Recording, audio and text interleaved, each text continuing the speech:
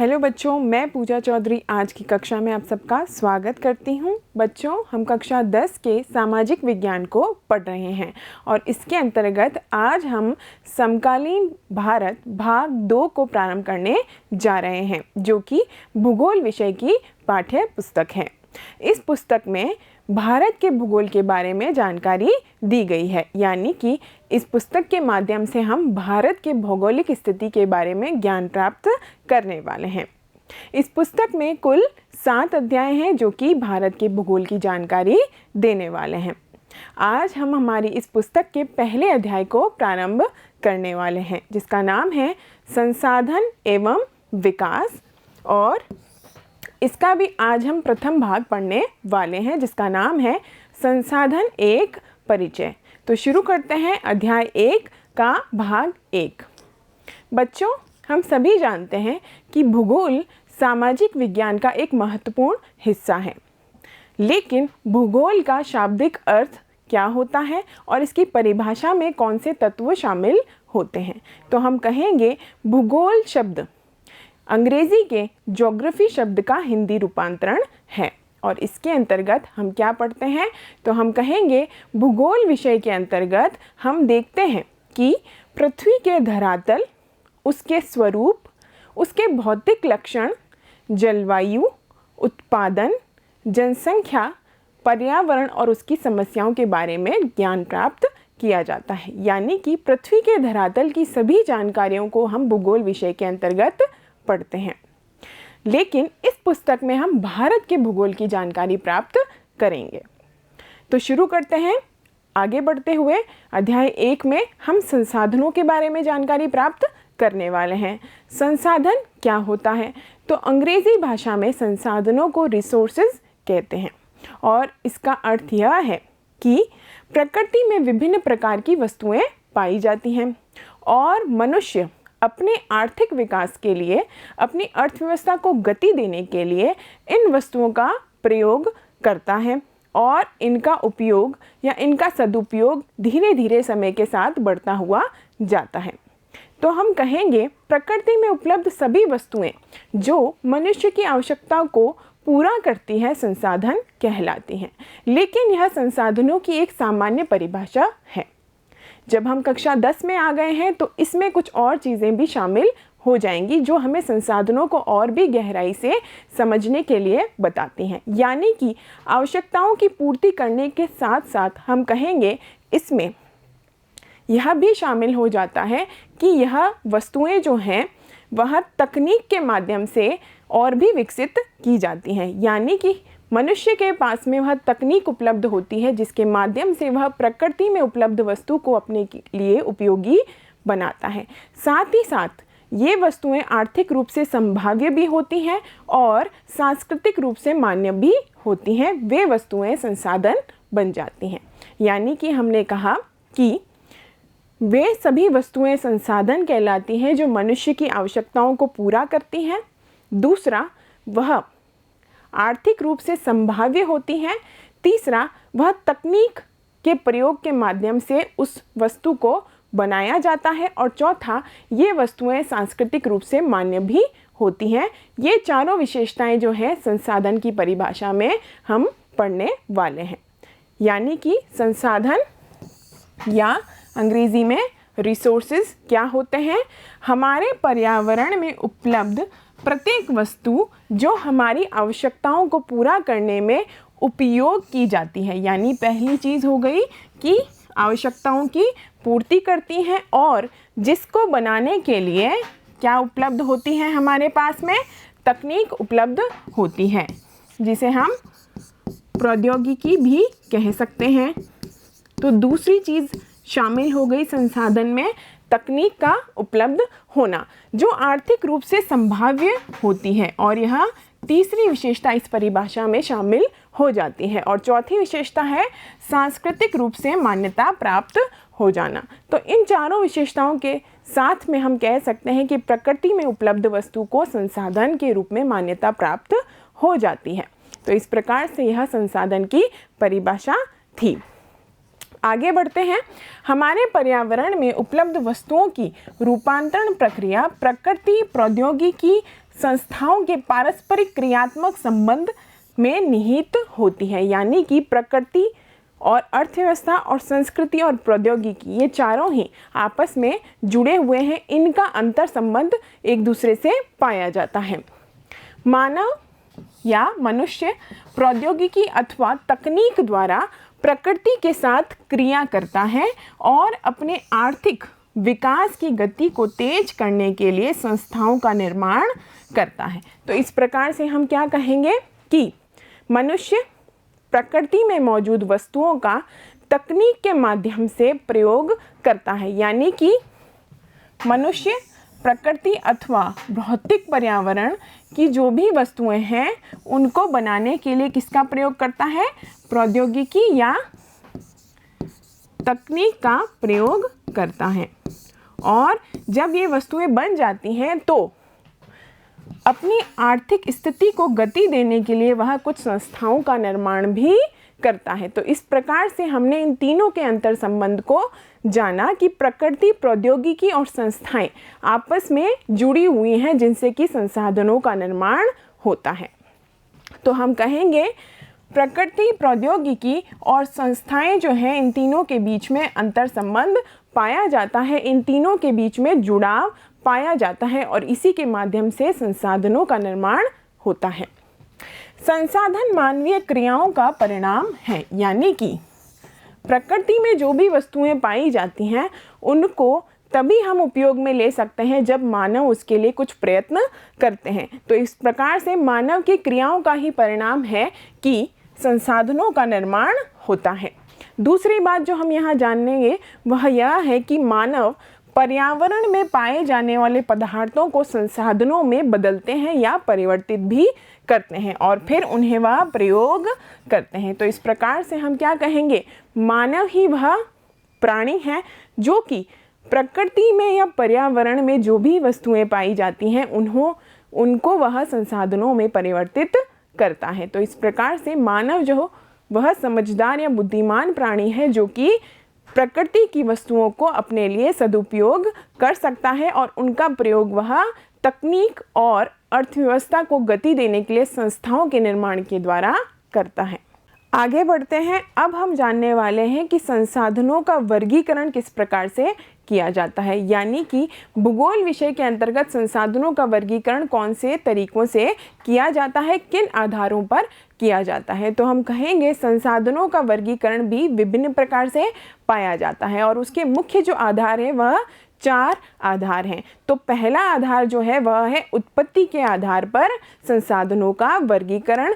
दूसरा जो आधार है वह है स्वामित्व के आधार पर संसाधनों का वर्गीकरण और तीसरा है समाप्यता के आधार पर संसाधनों का वर्गीकरण और चौथा है हम कहेंगे विकास के स्तर के आधार पर संसाधनों का वर्गीकरण। तो संसाधनों के वर्गीकरण के कितने आधार हो गए?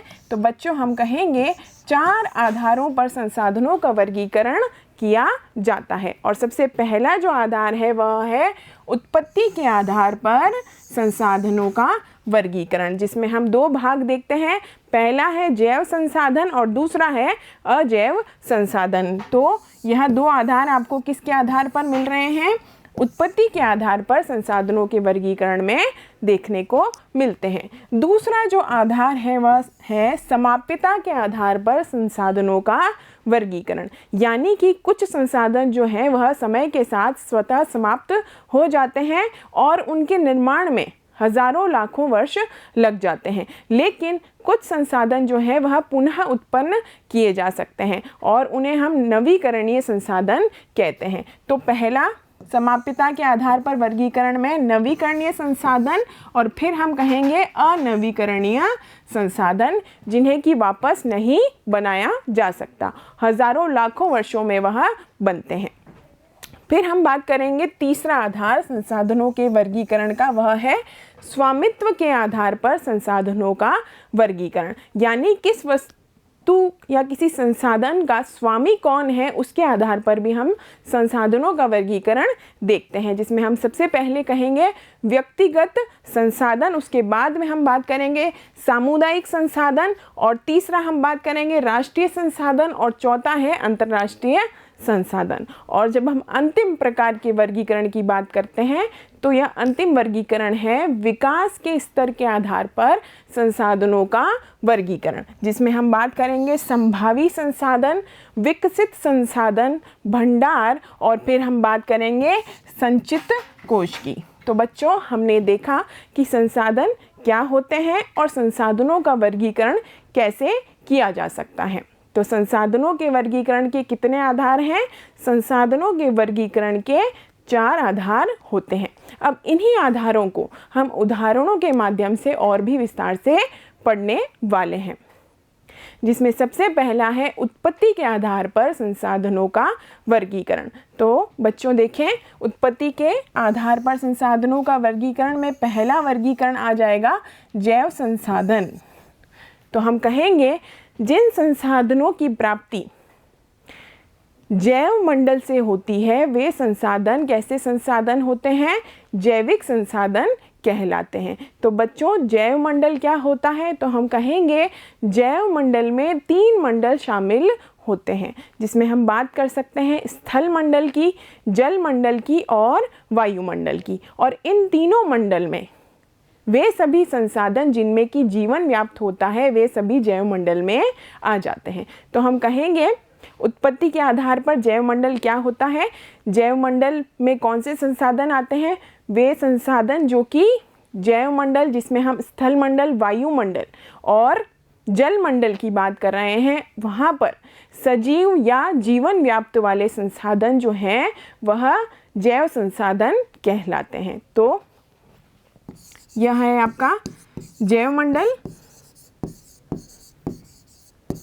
और इसमें हम कहेंगे जिन संसाधनों की प्राप्ति जैव मंडल से हो रही है। और जैव मंडल में हमने बात की जल मंडल भी आता है, स्थल मंडल यानी पृथ्वी भी आती है और वायुमंडल भी आता है। इन तीनों में ही जो भी संसाधन पाए जाते हैं और ऐसे संसाधन जिनमें कि जीवन व्याप्त होता है वे संसाधन क्या कहलाते हैं? जैव संसाधन कहलाते हैं।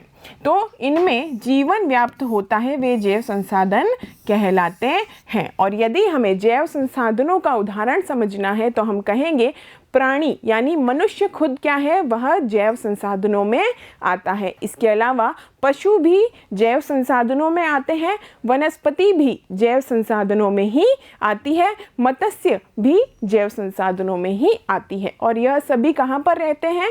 तो बच्चों, ये सभी जैव मंडल में रहते हैं और इन सभी में जीवन व्याप्त होता है। तो इस प्रकार से जैव संसाधनों के उदाहरण हमने समझे, जिसमें कहेंगे हम मनुष्य भी जैव मंडल के अंतर्गत रहता है और जैव संसाधनों का ही उदाहरण है। वनस्पतियां भी जैव संसाधनों का उदाहरण है। प्राणी जात, मत्स्य जीवन और पशुधन ये सभी जैव संसाधनों के उदाहरण हैं। अब हम उत्पत्ति के आधार पर दूसरे प्रकार के संसाधन की बात करेंगे जो कि है अजैव संसाधन। तो वे संसाधन जो कि निर्जीव वस्तुओं से बनते हैं अजैव संसाधन कहलाते हैं। तो हम क्या कहेंगे? अजैव संसाधन जो कि उत्पत्ति के आधार पर जो संसाधनों के प्रकार हैं उसका दूसरा प्रकार है, उसमें हम कहेंगे निर्जीव वस्तुओं से बने सारे संसाधन अजैव संसाधन कहलाते हैं। जो कि निर्जीव है, जिसमें कि जीवन व्याप्त नहीं होता है, वे संसाधन हम कहेंगे अजैव संसाधन कहलाते हैं। लेकिन वह मानव के लिए आवश्यकताओं की पूर्ति करते हैं तो वह संसाधन की श्रेणी में तो रहेंगे ही। और इसके उदाहरण के रूप में हम बात कर सकते हैं चट्टानों की और धातु की। तो चट्टानों और धातु के माध्यम से हम क्या कहेंगे कि हमारी कई सारी आवश्यकताओं की पूर्ति होती है, साथ ही साथ यह सांस्कृतिक रूप से मान्य होते हैं और तकनीक के प्रयोग के द्वारा हम इन संसाधनों का प्रयोग हमारे सदुपयोग और हमारी आर्थिक प्रगति के लिए करते हैं। इस प्रकार से यह कौन से संसाधन हो जाएंगे? क्योंकि इनमें जीवन व्याप्त नहीं होता, यह अजैव संसाधन कहलाते हैं। अब हम आगे बढ़ते हैं, दूसरे प्रकार के वर्गीकरण की बात करते हैं, जिसमें हम कहेंगे समाप्यता के आधार पर संसाधनों का वर्गीकरण। तो समाप्यता के आधार पर संसाधनों के वर्गीकरण की यदि हम बात करें तो हमारा पहला वर्गीकरण हो जाएगा नवीकरणीय संसाधन, यानी कि वे संसाधन जो कि भौतिक प्रक्रिया, यांत्रिक प्रक्रिया अथवा रासायनिक प्रक्रिया के द्वारा पुनः उत्पन्न किए जा सकते हैं, वे कहलाते हैं नवीकरणीय संसाधन। यानी कि ऐसे संसाधन जिसे कि पुनः निर्मित किया जा सकता है। और किन प्रक्रियाओं के माध्यम से इन्हें पुनः बनाया जा सकता है? तो भौतिक प्रक्रियाओं के माध्यम से, रासायनिक प्रक्रियाओं के माध्यम से और यांत्रिक प्रक्रियाओं के माध्यम से इन संसाधनों को पुनर्जीवित या पुनः उत्पन्न किया जा सकता है। ऐसे संसाधन क्या कहलाते हैं? नवीकरणीय संसाधन कहलाते हैं। नवीकरणीय संसाधनों में हम उदाहरण के रूप में बात कर सकते हैं पवन ऊर्जा की और सौर ऊर्जा की, क्योंकि सूर्य की रोशनी के माध्यम से हम लगातार जो है सूर्य ऊर्जा का निर्माण कर सकते हैं। इसी प्रकार से हम पवन ऊर्जा का उदाहरण भी ले सकते हैं। तो हम कहेंगे कि इन वस्तुओं या इन संसाधनों का निर्माण जो है समय के साथ होता जाता है, ये कभी भी समाप्त नहीं होते हैं, इसलिए इन्हें नवीकरणीय संसाधनों में या नवीकरणीय संसाधनों की श्रेणी में रखा जाता है। तो हम कहेंगे नवीकरणीय संसाधनों की परिभाषा में वे संसाधन जिन्हें भौतिक, रासायनिक या यांत्रिक प्रक्रियाओं द्वारा, तो आपको ध्यान रखना है कितनी प्रक्रियाएं हैं? 3 है। भौतिक प्रक्रिया, रासायनिक प्रक्रिया तथा यांत्रिक प्रक्रिया द्वारा नवीकृत या पुनः उत्पन्न किया जा सकता है, नवीकरणीय संसाधन कहलाते हैं। और हम इसके उदाहरण में देखते हैं सौर तथा पवन ऊर्जा, जल, वन या वन्यजीव। ये सभी जो उदाहरण हैं वह नवीकरणीय संसाधनों के उदाहरण हैं, जो हमने किस में पढ़ा है? समाप्यता के आधार पर संसाधनों के वर्गीकरण में पढ़ा है।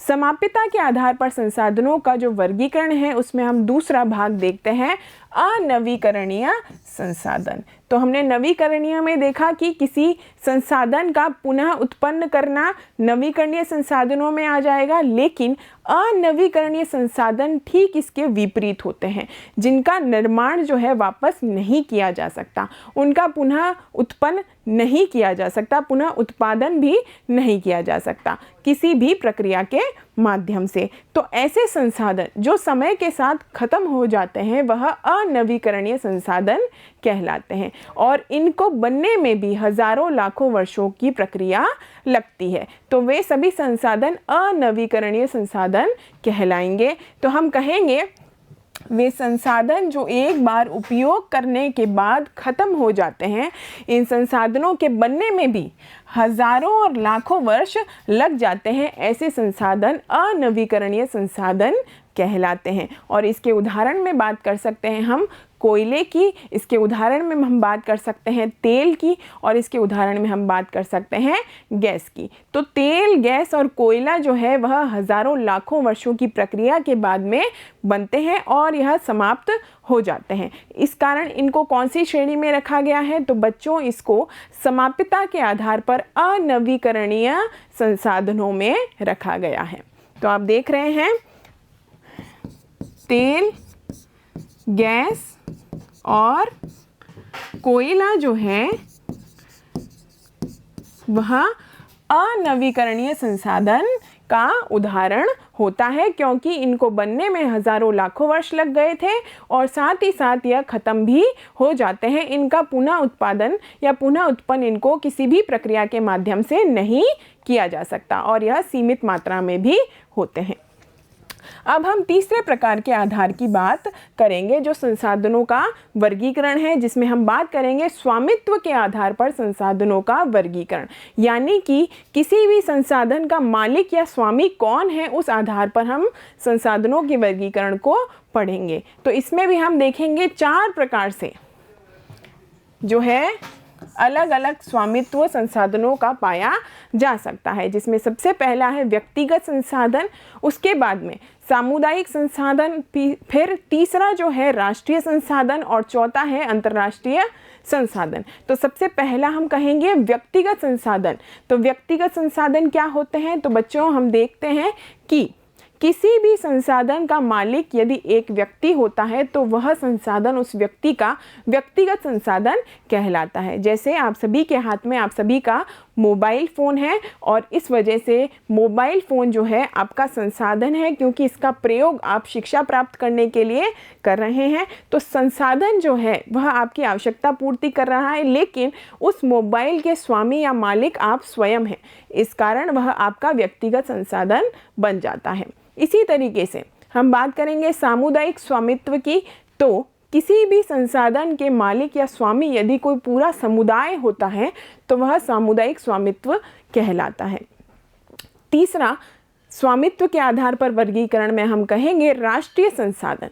यदि किसी संसाधन का मालिक पूरा राष्ट्र होता है या राष्ट्र के अंतर्गत कोई संसाधन आता है तो वह राष्ट्रीय संसाधन बन जाता है। और चौथा प्रकार का जो वर्गीकरण है स्वामित्व के आधार पर वह है अंतर्राष्ट्रीय संसाधन। तो ऐसी कई सारे संसाधन हैं जिसका स्वामित्व जो है अंतर्राष्ट्रीय स्तर पर बड़े बड़े संगठनों के पास है, तो वह अंतर्राष्ट्रीय स्वामित्व के आधार पर वह संसाधन उस श्रेणी में विभाजित हो जाते हैं। तो देखते हैं हम स्वामित्व के आधार पर संसाधनों का वर्गीकरण। सबसे पहले है आपका व्यक्तिगत संसाधन। जिन संसाधनों का स्वामित्व निजी व्यक्तियों के हाथों में होता है वे व्यक्तिगत संसाधन कहलाते हैं। जैसे हम भूखंड की बात कर सकते हैं, यानी भूमि के किसी टुकड़े की बात कर सकते हैं। तो ये भूमि का टुकड़ा जो है किसी एक व्यक्ति के पास में होता है, उसका निजी स्वामित्व उस पर होता है, तो वह व्यक्तिगत संसाधन में आ जाएगा। उसका प्रयोग वह किस प्रकार से करता है, खुद के लाभ के लिए, इस प्रकार से वह उसके लिए क्या है, एक व्यक्तिगत संसाधन है। इसी तरीके से किसी व्यक्ति का घर, उसका वाहन, और हम बात कर सकते हैं किसान का खेत या अन्य संपत्ति के मालिक निजी व्यक्ति होते हैं। इस प्रकार से ये सभी जो निजी संपत्तियां हैं इनका प्रयोग मनुष्य अपने लिए, अपने लाभ के लिए करता है, इसलिए यह व्यक्तिगत संसाधनों की श्रेणी में आ जाते हैं। तो इस प्रकार से आप देख रहे हैं, यह घर है, यह भूखंड का टुकड़ा भी हो सकता था। इसका प्रयोग कौन है, एक व्यक्ति कर रहा है अपने निजी लाभ के लिए, इसलिए यह व्यक्तिगत संसाधनों में आ जाएगा। फिर हम बात करते हैं सामुदायिक स्वामित्व वाले संसाधन। तो स्वामित्व के आधार पर व्यक्तिगत संसाधन पहला प्रकार। दूसरा, सामुदायिक स्वामित्व वाले संसाधन। तो ऐसे कई संसाधन होते हैं जिस पर किसी व्यक्ति का नहीं बल्कि पूरे समुदाय का अधिकार होता है और इस कारण वह सामुदायिक स्वामित्व वाले संसाधन कहलाते हैं। जैसे कि हम बात कर सकते हैं किसी पब्लिक पार्क की, हम बात कर सकते हैं खेल के मैदान की, हम बात कर सकते हैं गांव के किसी तालाब की। तो इस पर जो है पूरे समुदाय का जो है अधिकार होता है, पूरे समुदाय का जो है स्वामित्व होता है। तो यह उदाहरण किस में आ जाते हैं, तो हम कहेंगे सामुदायिक स्वामित्व वाले उदाहरणों में हम इन उदाहरणों को रख सकते हैं। जिन संसाधनों का स्वामित्व समुदाय के सभी सदस्यों को उपलब्ध होता है वे सामुदायिक स्वामित्व वाले संसाधन होते हैं। जैसे कि सार्वजनिक पार्क, यानी कि वह पूरे समुदाय के लिए क्या है, पूरे समुदाय ही उसका उपयोग कर सकता है, उस पार्क का उपयोग कर सकता है। पिकनिक स्थल भी पूरे समुदाय के लिए खोला जाता है, खेल के मैदान का प्रयोग भी पूरा समुदाय कर सकता है। तो इस प्रकार से यह सभी जो उदाहरण हैं वह किस में आ जाते हैं, तो हम कहेंगे सामुदायिक स्वामित्व वाले संसाधनों में ये उदाहरण हम देख सकते हैं, चाहे वह पिकनिक स्पॉट की बात हो, चाहे वह खेल के मैदान की बात हो। ये दोनों ही उदाहरण सामुदायिक स्वामित्व वाले संसाधनों में आते हैं। बढ़ते हैं आगे। स्वामित्व के आधार पर तीसरा जो वर्गीकरण है वह है राष्ट्रीय संसाधनों का। तो हम कहेंगे तीसरा प्रकार का स्वामित्व का वर्गीकरण संसाधनों में है देश में पाए जाने वाले, किसी भी देश की सीमा में पाए जाने वाले सारे संसाधन तकनीकी तौर पर राष्ट्रीय संसाधन कहलाते हैं। यानी किसी की देश की सीमा जो है उसके अंतर्गत जितने भी प्रकार के संसाधन हैं वह उस देश की सीमा के अंदर होने की वजह से राष्ट्रीय संसाधन बन जाते हैं।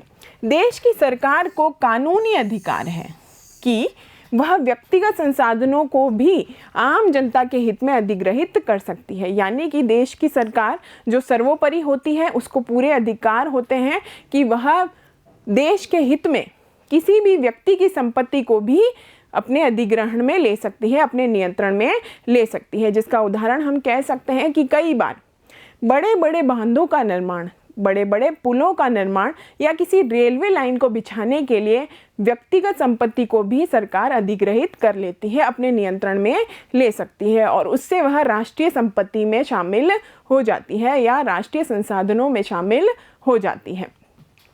तो हम कहेंगे सड़कें, नहरें और रेल लाइनें व्यक्तिगत स्वामित्व वाले खेतों में बनी हुई होती हैं। तो इस प्रकार से यह राष्ट्रीय संसाधन बन जाते हैं। शहरी विकास प्राधिकरणों की यदि हम बात करें, जो शहर के विकास के लिए अधिग्रहित संस्थाएं होती हैं, जैसे कि हम जयपुर विकास प्राधिकरण की बात कर सकते हैं, जिसे हम कहते हैं JDA। इन सभी प्राधिकरणों को सरकार द्वारा यह अधिकार दिया गया है कि शहर के विकास के लिए आप व्यक्तिगत संपत्ति को भी अधिग्रहित कर सकते हैं। तो यह भी क्या है, यह राष्ट्रीय संसाधनों का ही उदाहरण है। तो हम कहेंगे शहरी विकास प्राधिकरणों को सरकार ने भूमि अधिग्रहण का अधिकार दिया हुआ है। सारे खनिज पदार्थ, जितने भी देश की सीमा में खनिज पदार्थ निकाले गए हैं या निकाले जा सकते हैं, जहाँ पर संभावना है, तो जल संसाधन, जहाँ पर जल संसाधनों की मात्रा है, जहाँ पर जल संसाधनों की उपलब्धता है, वनों की उपलब्धता, वन्य जीव, ये सभी जो हैं वह राष्ट्रीय संसाधनों में आते हैं। राजनीतिक सीमाओं के अंदर सारी भूमि और 12 समुद्री मील जो है 22.2 किलोमीटर तक महासागरीय क्षेत्र, जिसे भूसागरीय समुद्र व इसमें पाए जाने वाले संसाधन राष्ट्र की संपदा है। यानी कि 12 नॉटिकल मील या 12 समुद्री मील तक महासागरीय जो सीमा है, उसके अंतर्गत जो भी संसाधन आते हैं वह भारत के राष्ट्र की संपदा है। इसीलिए भारत की राष्ट्रीय संसाधन में वह उदाहरण के रूप में हम देख सकते हैं। इसी तरीके से जो भारत की राजनीतिक सीमा है, तो हमने यह तो महासागरीय सीमा है 12 समुद्री मील, और राजनीतिक सीमा के अंतर्गत भी जो भी संसाधन पाए जाते हैं वह भी किस में शामिल हो जाते हैं, तो बच्चों वह भी भारत देश के संसाधनों में शामिल हो जाते हैं अथवा राष्ट्रीय संसाधनों में शामिल हो जाते हैं। तो यह सभी उदाहरण हैं राष्ट्रीय संसाधनों के, चाहे वह भारत की राजनीतिक सीमा के अंतर्गत आते हों या फिर महासागरीय सीमा के अंतर्गत आते हों, चाहे वह वन हो, चाहे वह जल हो या फिर किसी भी प्रकार का अन्य संसाधन हो, वह भारत की राष्ट्रीय संसाधन की श्रेणी में आ जाएगा। अब हम बात करते हैं अंतर्राष्ट्रीय संसाधन की। तो स्वामित्व के आधार पर हम चौथे प्रकार के संसाधन को पढ़ रहे हैं, तो वह है अंतर्राष्ट्रीय संसाधन।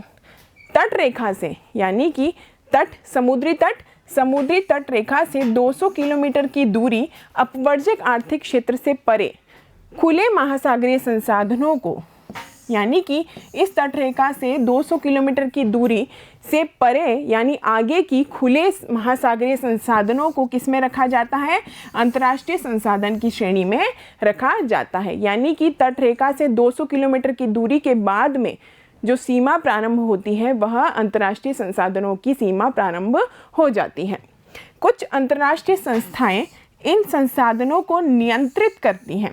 ऐसे संसाधनों के उपयोग के लिए इन अंतर्राष्ट्रीय संस्थाओं की सहमति आवश्यक होती है। यानी कि इन अंतर्राष्ट्रीय संसाधनों का प्रयोग हम कैसे कर सकते हैं, तो अंतर्राष्ट्रीय संगठनों का निर्माण उनके प्रयोग की अनुमति के लिए किया गया है, और यदि उन अंतर्राष्ट्रीय संगठनों की अनुमति प्राप्त हो जाती है, सहमति प्राप्त हो जाती है, तभी उन अंतर्राष्ट्रीय संसाधनों का प्रयोग किया जा सकता है, उपयोग किया जा सकता है। तो इस प्रकार से अंतर्राष्ट्रीय संसाधनों के प्रयोग के लिए अंतर्राष्ट्रीय संस्थाओं का निर्माण हो चुका है, अंतर्राष्ट्रीय संगठनों का निर्माण भी हो चुका है, जो इन अंतर्राष्ट्रीय संसाधनों की रक्षा करते हैं, उनको संरक्षण देते हैं।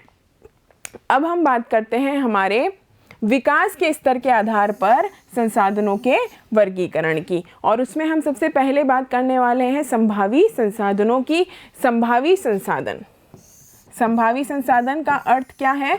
तो बच्चों, वे संसाधन जो किसी प्रदेश में विद्यमान होते हैं परंतु इनका उपयोग अभी तक नहीं किया गया है, वे संभावी संसाधन कहलाते हैं। यानी कि हमें मालूम है कि भारत के पश्चिमी भाग में, जिसमें हम राजस्थान की बात कर सकते हैं, हम गुजरात की बात कर सकते हैं, इन दोनों ही राज्यों में सौर ऊर्जा की संभावना है। तो फिर भी हमारे यह ज्ञान प्राप्त होते हुए भी हम यह देखते हैं कि अभी तक भी हम उन संसाधनों का प्रयोग नहीं कर पा रहे हैं, नहीं कर पाए हैं। तो इस कारण जो है यह संसाधन जो है संभावी संसाधन कहलाते हैं, क्योंकि हमें पता है कि यह संसाधन इन राज्यों में मौजूद है, लेकिन फिर भी इनका प्रयोग अभी तक प्रारंभ पूरी तरीके से नहीं हो पाया है। तो हम उदाहरण के रूप में बात करेंगे। यदि संभावी संसाधनों की बात करते हैं तो आप देख रहे हैं यह पवन चक्की है जिसके माध्यम से पवन ऊर्जा बन रही है। तो भारत के पश्चिमी भाग में भी हम 2 राज्यों का उदाहरण ले सकते हैं,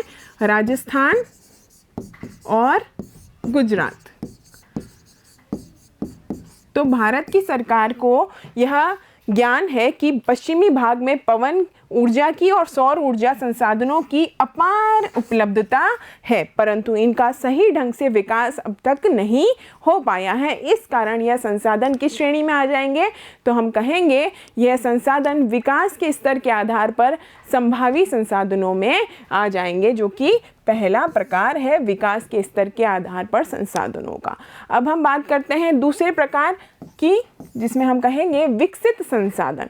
तो संभावी संसाधन हमने पढ़ लिए हैं विकास के स्तर के आधार पर, दूसरा है विकसित संसाधन। तो ऐसे कुछ संसाधन हैं जिन पर सर्वेक्षण कार्य पूरा हो चुका है और हमें पता चल चुका है कि भारत के किस राज्य या भारत के किस क्षेत्र में किस प्रकार का संसाधन पाया जा रहा है, उसकी गुणवत्ता कैसी है और उसकी मात्रा कितनी है। तो इस प्रकार से यह सर्वेक्षण कार्य पूरा हो चुका है और उसका जो खनन है या उसका जो निर्माण है वह हमने प्रारंभ कर दिया है, यानी कि उस संसाधन का प्रयोग हम करना प्रारंभ कर चुके हैं। तो वे सभी संसाधन जिन पर कि कार्य प्रारंभ हो चुका है और उसका प्रयोग भी हमारे लिए, हमारे आर्थिक विकास के लिए होना प्रारंभ हो गया है, वे सभी संसाधन विकसित संसाधन कहलाते हैं। तो विकास के स्तर के आधार पर जो दूसरा प्रकार है वह है विकसित संसाधनों का।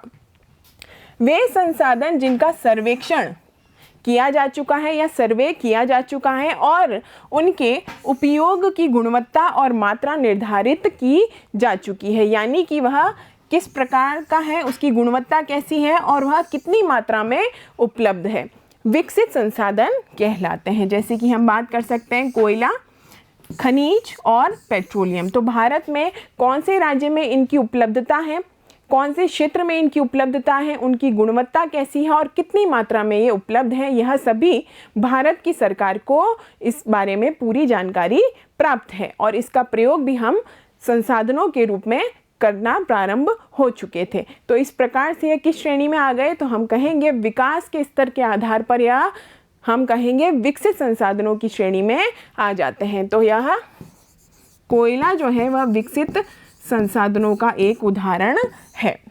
तीसरा प्रकार जो है विकास के स्तर के आधार पर हम भंडार की बात करते हैं।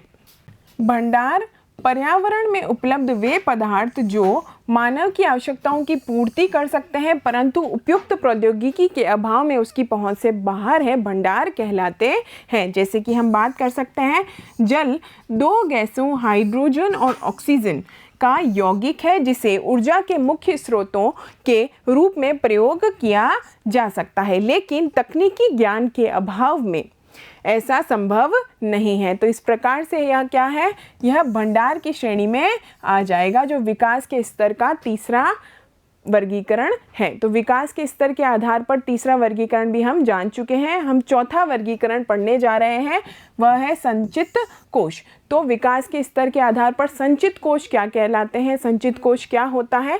ये संसाधन भंडार का ही एक हिस्सा है, यानी कि यह भी भंडार का ही एक भाग है जिनका उपयोग उपलब्ध तकनीक द्वारा किया जा सकता है परंतु जिनका उपयोग अभी तक शुरू नहीं किया गया है। तो इस प्रकार से ये अभी तक प्रारंभ ही नहीं हुए हैं प्रयोग करने के लिए। इनका उपयोग भविष्य में आवश्यकता पूर्ति के लिए किया जा सकता है। तो इस प्रकार से हमने संचित कोश को भी पढ़ लिया है।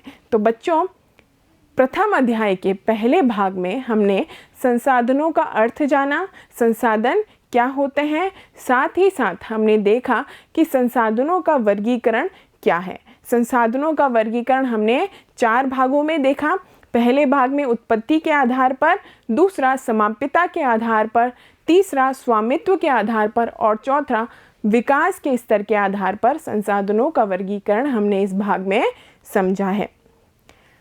अगले भाग में हम देखेंगे कि संसाधनों का नियोजन क्या होता है, संसाधनों का विकास कैसे हो सकता है और संसाधनों का संरक्षण क्या है।